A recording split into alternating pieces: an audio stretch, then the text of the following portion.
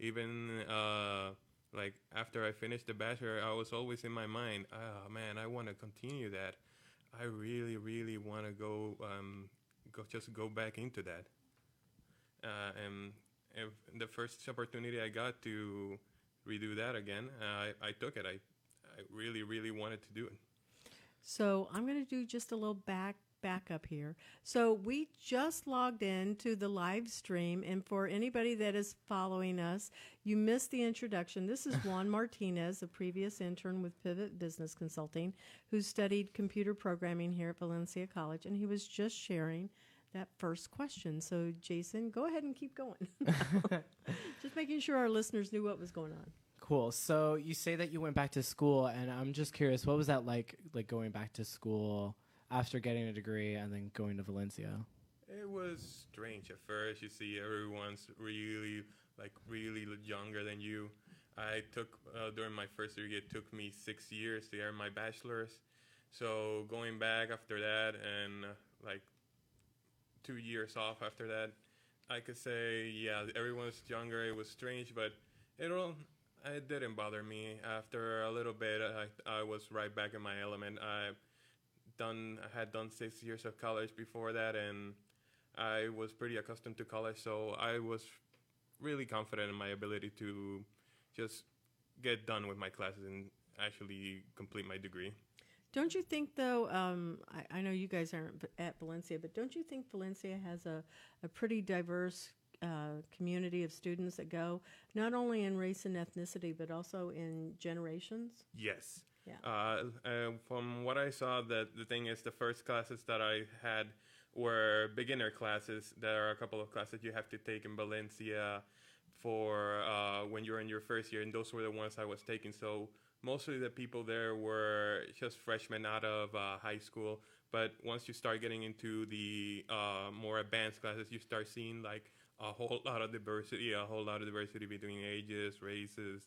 And it's pretty great. I met a lot of people, people from Ireland. I've met people from Salvador.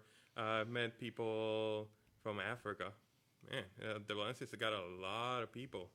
It's a pretty diverse community here. Yeah, I agree. So you mentioned that you got a degree in mathematics, and I'm just curious how you managed to incorporate your degree in mathematics into what you're doing right now in computer programming. They go hand in hand. That's what I was thinking.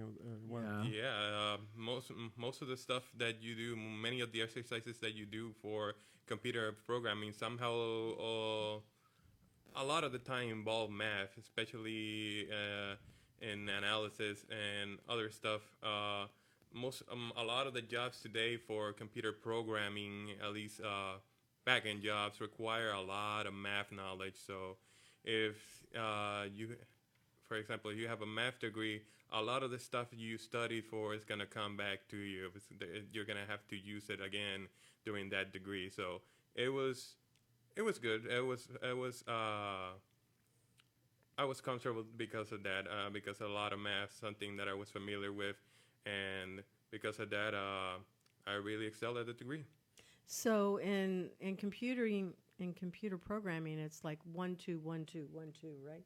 And that's on off on. I don't know if that's the order, but on off on off. So that's where the math comes into play, and then it's creating the string of the code, which is kind of like the math equations. I'm making a guess. I don't know. It depends, because the thing is, most of the stuff in programming right now is binary calculations, and you see, for example, you always always in your head, okay, this and this number. You don't go outside and do 3 numbers, 4 numbers, or anything like that. Okay, first this calculations come for these 2 numbers, then these 2 things, then these 2 things. And for me, it's always been like that. It's always been like adding, subtracting, and basically for programming, you add, subtract strings. You do a lot of stuff that it uses a lot of like logic from math. So to me, I was at home when I was doing that. Sounds like algebra to me also. Some of it's like that algebra. If x equals y, then blah, blah, blah, all of that stuff. And yeah, a lot of variables. What do you currently do now? I'm a QA tester. Do you know what QA No. is? What could you? QA is basically I test websites. But what does QA stand for? Quality assurance. Oh, gotcha. We make sure that the website is up to par, that it's not buggy, that that doesn't have any bugs, that it works correctly as they intended to. Okay. Basically, I try to find bugs and try to minimize the amount of errors that the website has. Okay. What's the name of the place where you work? I work at Currency Exchange International. It's a company that specializes in the exchange of foreign currency. Cool. Do you get to travel since it's international? No, I work in their IT department, so I stay mostly in their home office. Okay. That's Gotcha. pretty cool. So what are some of your goals that you have right now that you plan on accomplishing soon? My goals? Well, since I'm doing right now QA, I'm trying to get more into the QA side of programming because QA has a couple of things that are that you can use in programming. For example, testing. You have to test in programming. For example, you make a program, you have to test it out. And for example, if you're making a website, you have to keep testing it out. There are a couple of programs that specialize in testing websites. So I'm learning that, and a lot of stuff that you learn in programming, you can incorporate into testing. You can see that errors that you made during programming are errors that the programmers made in QA, and you get to point that out to them. You did this. This is your fault. I love it. Maybe. Depends if you're the one that gets to point out the fault, right? No, that's true. Are you looking? Is there any? We mentioned some companies that perhaps. Do you have any like dream companies that you would like to work for? Dream companies. Tell you the truth, I never had like a dream company. I just go with what I have at the time. See, for example, if there's like a company that is hiring, for example, then I think, oh man, that looks a good company. Then that becomes my dream company. Okay. I never feel like I want to work for Google or Microsoft. It would be nice, of course, but I never see myself like, oh, that's gotta be the goal. I have to reach there someday. I don't try to force myself to go into that direction. I just go with whatever I have in hand. Okay. Before he got his programming job, and he had been looking for a while also, he was working at a retail store. We will not say the name. You can if you want to. But it was like really hard. He was having to go to school full time, and he was working full time, and it was like different shifts. It was tough. And then he was also working on Intern Pursuit in his spare time, so it was a big sacrifice. And he was in Kissimmee, so Yeah. I feel like you're the type of person where you don't chase opportunities chase you. You don't go out looking for it. They just present themselves and you take advantage of those opportunities. It depends really, because if I didn't go out looking for opportunities and start looking for what's on the market, then I wouldn't have found, for example, Isabella's internship or the job that I had. I had the places that I got where I applied for those jobs was not your common place like the job searching websites. I didn't get those looking for those there. I had to look through the Valencia system and to get the internship and the job because I heard a professor saying, "Oh, we have this and this program. It would be good if some of you would like to use them." And I went there. I went to her there, and I went to the people of the program. I started saying, "Hey, if there are any internships, any jobs available, okay, you have to do this and this and this." And I started completing the process. I wouldn't say the opportunities present to myself. I really went trying to get those opportunities for myself. It's really hard to get an internship in I think computer programming Mhm. because businesses want students. They don't want students necessarily. They want you to have like 3 years of experience. And where do you get that 3 years experience? It's one of those Right. things that they're constantly having to try and build stuff and show what they Right. can do. Do you have any advice you could give current like programming students For programming as a student, as a professional in the field now? try to practice outside class. Like it's good to practice what the classes give you, but from time to time you have to go and practice like the things that you see on job boards, for example. Hey, we require a year of this, a year of this, and a year of this because. For what it's worth, I've seen the programs here at Valencia. I've seen the programs in other universities here, and there's a lot of stuff that employers require that are advanced level, and they won't exactly be teaching you here or at a bachelor's degree level. Right. No, You yeah. need to go out and learn it yourself. So that's one of the things that surprised me when I went on to Isabella's internship. I found a lot of stuff that I hadn't learned in Valencia, and you get to experience that for the first time during the internship, and Right. it's a good experience.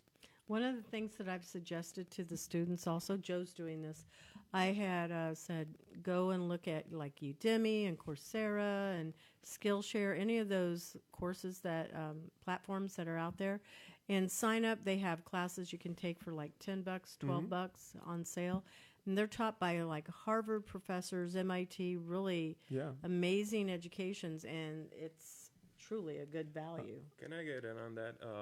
One thing that I would recommend is if you're doing those from time to time, I would suggest, for example, you've completed a course, don't take immediately another course. Try to practice what you've learned That's because true.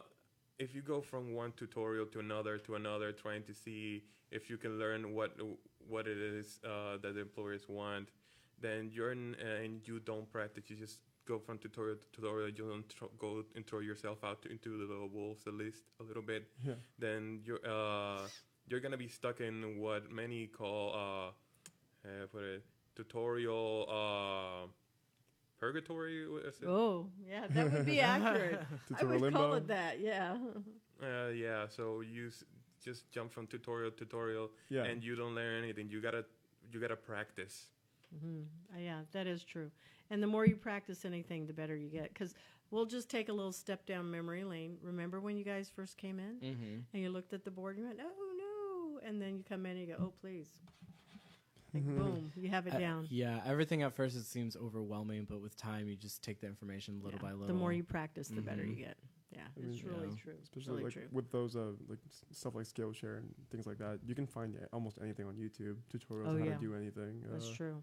At least to learn how to edit, I first learned a lot of it on YouTube, video editing, all that stuff. Also, one thing Programming, too. I would recommend for programmers, high quality.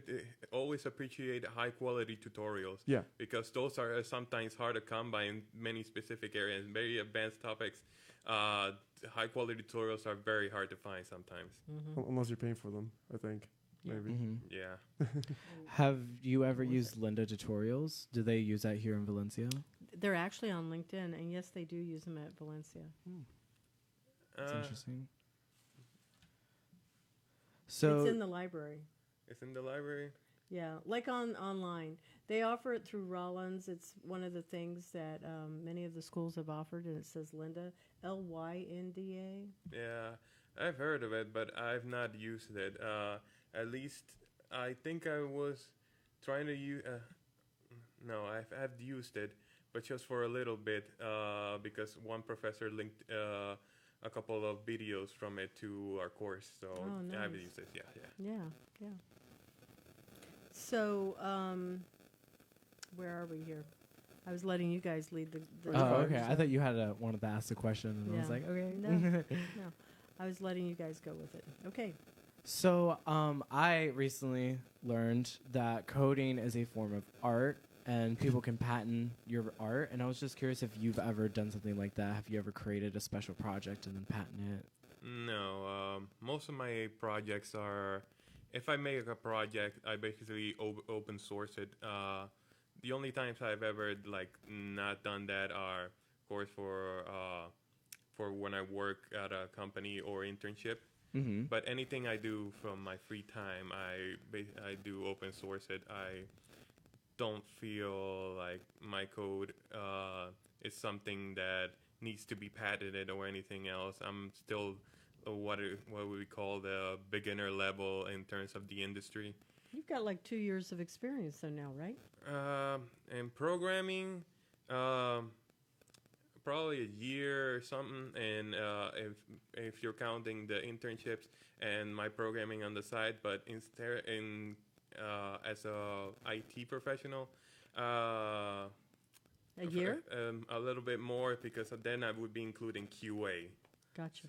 So it would be like 2 years or something like that. I can think of an example. At Full Sail, I don't know, Jason, did you ever hear of a professor named Ginger Lee, Leigh?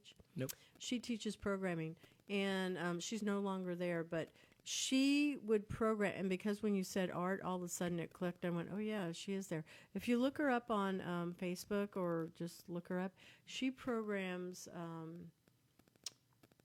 and she uses different types of light, and she puts it to music. So you see the code, and it's dancing across the screen to the music, and all of these lights are going on. That's pretty cool. She also made it so at last year when we did the street thing. That was the whatever, I can't think of what it was called. Anyway, it was the giant street party, and it's going to be right there on the tip of my tongue. Mm-hmm. But she had this wires, and we could pull the wires, and that's what would make the code happen. And we could see it from the street. So we're on the street, and she's projecting it onto a building, and you can see as you're pulling this, it's making the music, and it's also making the design on the building. It was so cool. That's really cool. Yeah. And that was something that she had to program to make it happen. Sounds interesting. Yeah. Look her up. Ginger, Leigh. Lee. Yeah. Okay. Yeah. So what kind of she's an special innovator. projects do you do with your coding on your free time? If any. Yeah, Vinny, that's good. Yeah. At least right now, I'm trying to improve something that I had worked on before. It was my final project of my capstone class here Okay. at Valencia. I'm trying to improve it because I already have put so many hours into it. I was working on it through the whole summer with another person. He was front end, I was the back ender to that project, and I really, really loved how that project turned out. There's still a lot of flaws to it, but I really, really want to go back there and just improve what I had, because I feel like out of all the projects I made, like on my free time, that's the one that I like the most. Well, not free time, it's more like I made it through Valencia, but it's the one that I really, really want to go back to. So is it like a passion project? It's No, not quite. It's mostly to see how could I improve what I already had, and apply stuff that I keep learning. For example, I knew certain things back then, and now I want to improve it using a couple new techniques. I had used a little bit of object-oriented programming back then, but now I really, really want to make it full object-oriented programming. Try to use something called model view controller. A couple of techniques that I've learned over the time that I really, really want to implement into that project. Okay. Do you also work with content management systems, like with independent clients and stuff like that, as like a freelance gig? I haven't. That's an interesting question. Very interesting. I was just wondering. as a freelance, well, I haven't worked any freelance jobs or anything. To me, I'm still not experienced enough to take on a whole project that a client wants to use. I don't feel like, unless it's a really, really simple project, I don't feel like I have the experience enough yet to do like a full professional project from a client. Mm-hmm. Well, with even working with content management systems, like running their accounts like through Wix or something like that? I think Or are you Wix the type actually of has artist that likes to build from the ground up? I think Wix has it embedded in there already. Yeah. I think so. I've worked with Wix before. I've actually used that platform. And I was trying to see how the website would how a website would look. It was back at the beginning of Isabella's internship. We were trying to figure out how we wanted the website to look, but I never got into much using Wix much. The thing is, we wanted to have full control of the website with Wix or any other platforms. I think the others are Squarespace. You don't get that full control, like the whole thing under their code. You don't get the HTML. You don't get to work on that. You don't get the CSS. You don't get to work on the JavaScript. You don't get to work on any of their backend languages. That's what WordPress is for. You get to do it with WordPress. Yeah. Some of that with WordPress. Yeah, we wanted to have full control. I like having full control of the code, and if I want to change something, then I can change it myself and don't have to worry about trying to see if it's possible with that platform. Right. I don't want those worries. I really like doing just, like you said, from the ground up myself. Yeah, Understand. I figured because when I went to Full Sail, in my degree, I did communications. He just graduated. Yeah. Also. And we got to work with web development, but we only worked with content management. And then when I talked to other like programmers that went to Full Sail that actually got a degree in that, they're like, whatever. Like we like to build and make our own creations from the ground up, our own art, and really do it our own way. And I was like, It makes sense. makes sense. Yeah. That's pretty cool. I think you use the tools and the experience you have. If you don't have that much experience in coding, then content management system is actually right up your alley. You can do if it fits your need, then great, then have at it.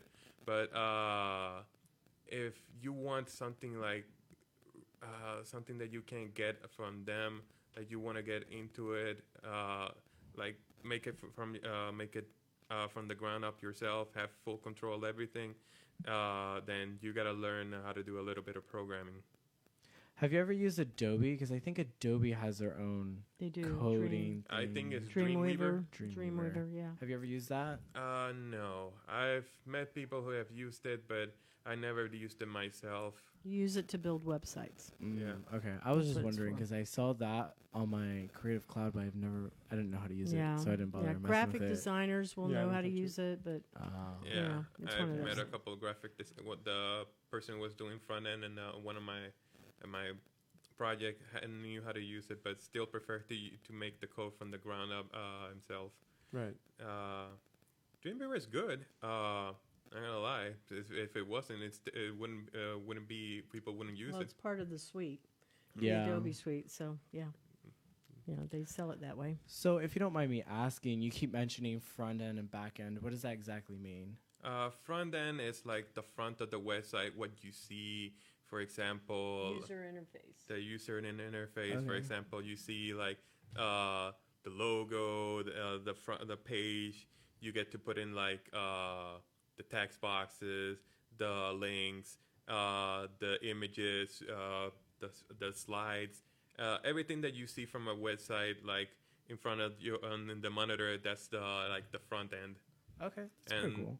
And the back end is what you don't see, what goes behind the scenes, and like the server, that sort of stuff. For example, when it's saving your information, or when, for example, you're registering into a website and it sends the information into like a server, a database, then that's the back end, the stuff that you don't see that's transmitted to like the database in there, and then from the front end to the database and back.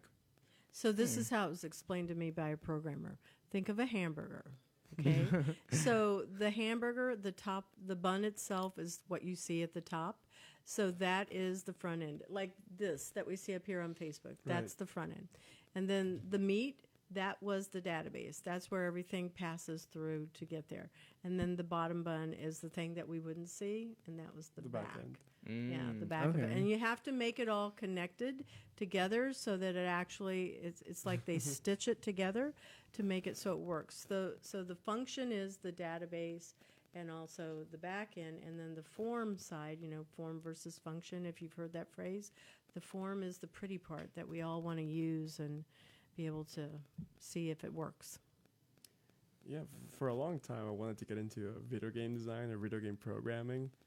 Which I'm not sure if you ever dabbled into programming video games. It was just something I thought I wanted to do for a long time. No, to me, I've started doing basic programming, and then I started moving, when I got into Valencia, I started moving into the more web programming. Okay. So I never actually gone into video game programming. I know that you can start doing it with, or start getting yourself familiar with like using Unreal and Unity. the engines, Unreal Engine, Unity. So yeah, you can download that, start looking at documentations, videos, and start getting yourself familiar with that. And see where it takes you if you wanted to keep seeing. I once downloaded Unity like in high school, but I had no idea how to use it.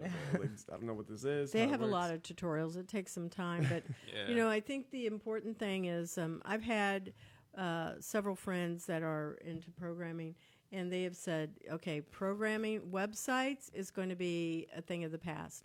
People need to know how to program for artificial intelligence.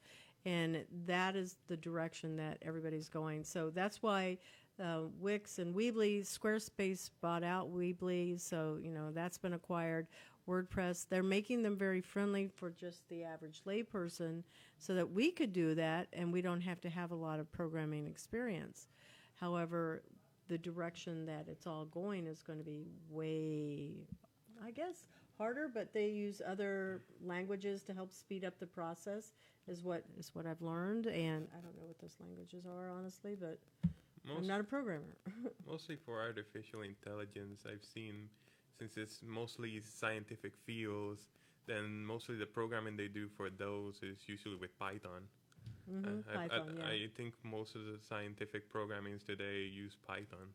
But there was something I remember Hubert telling us that there were some other languages that we could use that would speed up the process, replicating the code, so to speak, and make it so that we could have it working more efficiently, quicker.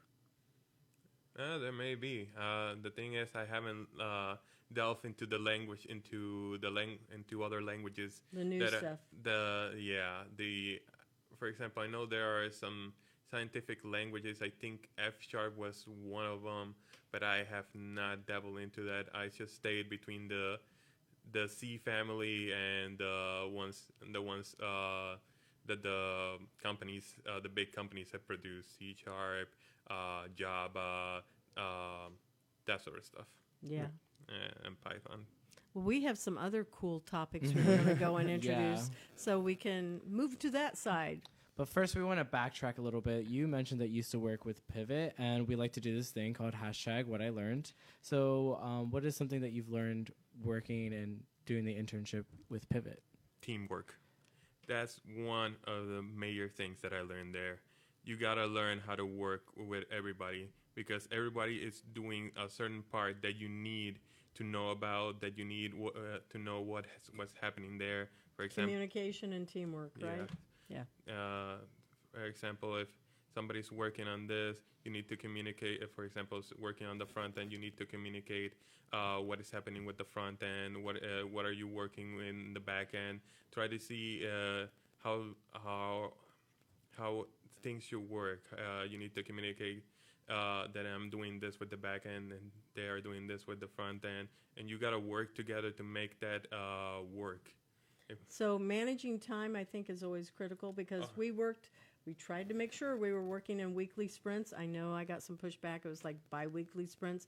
Doesn't matter. You have to hit your deadlines. Mm-hmm. And if you don't ship on time, that's like a death sentence, especially in the world of software development. It's like if you get a reputation for not being on time, nobody wants to work with you anymore.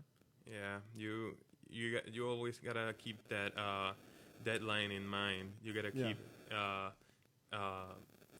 like I said, time management. You can't overspend too much time on a certain thing. If you're a programmer, you gotta program this. You have a certain amount of time. You program it. Okay, then give it to the testers. They can test it. You move on to the next thing.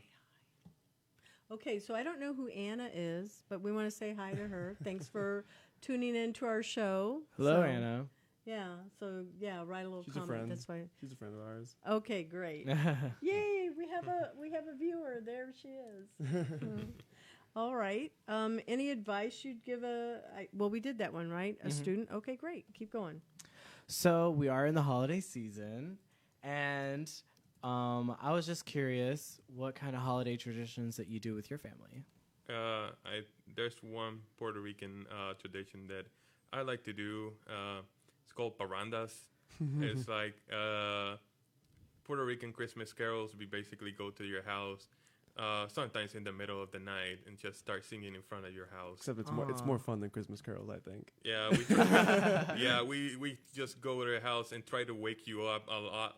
If you're sleeping, we try to wake you up, and so you can receive us, and we start singing to you, and we just start I don't know, drinking, eating. The people from the house usually sometimes offer some of their food. Sometimes they bring in, we bring in a little bit of our food, maybe some drinks, and just try to have a good time.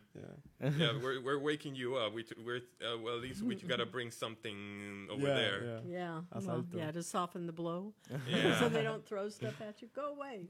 Hey, if somebody wakes you in the middle of the night and I starts don't singing know. to you, That sounds like something really fun, and I kind of think that I could see a lot of people outside doing that. Like I miss a lot of that. You know, I haven't been back to PR since last October. October of last year. Sorry. Aww. So I haven't seen Puerto Rican Christmas in like a while. So I'm anxious to get all that again, you know. And so for our listeners, this is Khalil's last week here for this year. He will not be on next week's show, so you guys will be missing him. Maybe we can call Khalil. Maybe we can call. Is it the same time zone? Yeah. Over there's 1 hour ahead. Oh, I don't know. We won't be able to do that. We'll have to figure it out. We'll work on it. We'll get there. We'll try and figure it out. Yeah. So holidays, it's all about celebrating. Typically when people say holidays, they think of happy times, great times with family and close friends.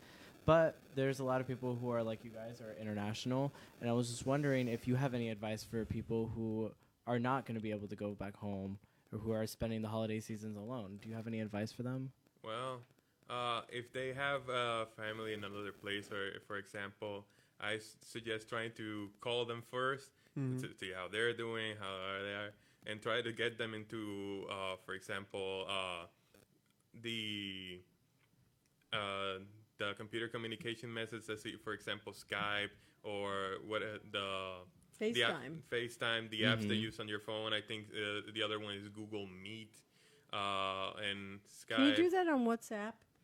I think you can use WhatsApp. You can video. I think you can also do it on Facebook Messenger. I think Yeah. as well. Video calls. Yeah. Yeah, you can. Yeah. And Snapchat. Snapchat. Yeah. Because it's good to hear from them, like call them and everything. But it's much better to actually see them face to face and see them. And see them like pointing out the stuff, like showing you the home, the activities, that sort of stuff. Of course, yeah. Also, try to maintain constant communication with your friends and everything, because if the more you talk to them, the more you know what's going on, and the more you bond. I would say Christmas movies. Go to the movie theater. They're open on Christmas Day and Christmas Eve. Sadly, yes. Yes, because a lot of families will go and do that. That's like a tradition. So bad for whoever's working on Christmas Eve, though. Yeah. Isn't it sad? Yeah. I've worked a Christmas Eve But when I did at retail. Universal. No retail. Oh, yeah, that's the last minute shoppers. Yeah. Yeah. I get it totally. But then we had offered some tips on a previous show, and we said you can go and volunteer at some shelters. You can, and that can actually be a tradition that you start. You know, where you go. I met this lady at where I work one of the customers. She came in saying that she was buying all this food for. I think she goes every year. It's a Christmas tradition where she feeds. I think it's homeless. I think she goes to a shelter. She spent like $200 on food, I think, Wow. or maybe more. And she just makes like this banquet for a shelter. And like they expect it now. They always ask her like, "Hey, is Are dinner you happening coming?" this?" Yeah. Yeah, because like she does it Aw. every year. She's been doing it for like 10 years now, and it's Wow. like, you know, I saw somebody who does that. I'm like, wow, people actually do this. You know, it's Yeah. just kind of surprised me. Like, there's people out there who love to do this. I've always done that every year, where I either deliver a food basket to families, and you can do it through West Orange County. They do it from a high school there. Sign up for it. I get all kinds of emails from the Salvation Army. They're looking for people to volunteer still to come in, either help wrap presents or watch the kids. So there's so many opportunities out there. Even in the animal shelters, they need people to come in and help take care of the animals, whatever it is that you're passionate about. I would say that would be a great thing so that you don't feel lonely if you don't have family around. Look to see how you can give to somebody else, because it takes that feeling off of you, and you can go, wow, I was able to do this, whatever this is. See, gifts can come in so many forms. Yeah. And the I gift was of just service. curious, like, what is some of your most memorable gifts that you've gotten, and then also a gift that you received? The most memorable gift Or I've given, gotten, sorry. the most memorable gift I gotten, probably my first bicycle. Like, Oh. that's a very special moment in my childhood. Like, I was so scared to ride that thing. Training wheels or no training wheels? No You training were- wheels. Okay. So it was my friends who were helping me. My neighbors were all trying to help me, trying to get my balance. Yeah. My parents were there trying to help me out as well. So it was like the whole neighborhood trying to help me get to ride that bike correctly. So it was a pretty good time. I think it was one of the fondest memories of my childhood. Oh, that's awesome. What was a gift that you gave that was Yeah. really meaningful then? I have probably take my mom to the Disney World parks. And here's why. Because she loves the parks here. And and I finally got a vacation time since I got here, and I finally took her to one of these parks. She'd never been? Hmm? She had never been? She had been, Okay. but she loves those parks so much. And I finally got to take her, and she got to spend the whole day over there. Which park did you go to? Magic Kingdom? I think I don't think it was a Disney. I think we went to one of the Universal parks. Now I remember, yeah. I think we went to Island of Adventures. Yeah. I love the Island of Adventures. And she wanted to ride. I think it's one of their sections. There's like a whole water section of the park. I think it's called. Oh, yeah. It's the one with the old cartoons. Popeyes? Yeah, Like Popeye? And Yeah. Toon Landing. Toontown? Toon? I don't It's know what Toon called. Landing. Toon Yeah, Landing? there are like You worked there, yeah. Yeah. I'm like, yeah. You still have it? Okay. There are like 2 water rides there. My mom wanted to ride one. She didn't want to ride the other one because it went like into a high mountain. But I still managed to. I kind of tricked her into riding it, and she kept cursing me all the way. But at the end, Okay, that makes it really memorable. but I believe she enjoyed. She enjoyed it. She was really smiling that day. I would say if you got off the ride and she's still hitting you, then maybe, I don't know, it's questionable.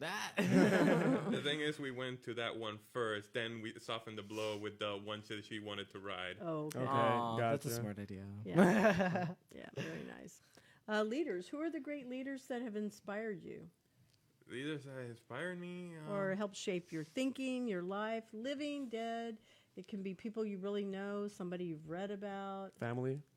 Friends? family, faith, whatever. Thing is, I try not to follow a lot of people or leaders. I just try to go the route that I am presented with. If, for example, if I see a route in my life that I can take and I feel like, oh, that's the route I should take, or it feels right, then I try to go there. But I try not to follow like leaders and such. The thing is, I never found like somebody or anyone that I say I want to be that person. I want to be that person. The only people I can think about like that are my parents. Like they're very good-hearted people, and I just wanted to be a good-hearted person. That's perfectly Oh, fine. that's a leader. That's amazing. That's Yeah. yeah. I mean, it's just being a good-hearted person is all I ever wanted to be, and try to do keep a good life. Trying to Yeah. see. No, I think we can all appreciate that. Yeah, Mhm. we can. Our parents are our leaders in all our lives, to an extent. We got to go on to our next sponsor? Sponsor, yes. So our second sponsor for tonight is Create the Movement. Creating a movement takes two things: the right people and the right message. Finding the right people takes laser focus and extensive research. Crafting the right message requires in-depth market knowledge and constant tweaking. It's not about thinking outside the box. It's about knowing what your box is made of and using it to your advantage. Thank you, Create the Movement, for sponsoring the Intern Whisperer Live.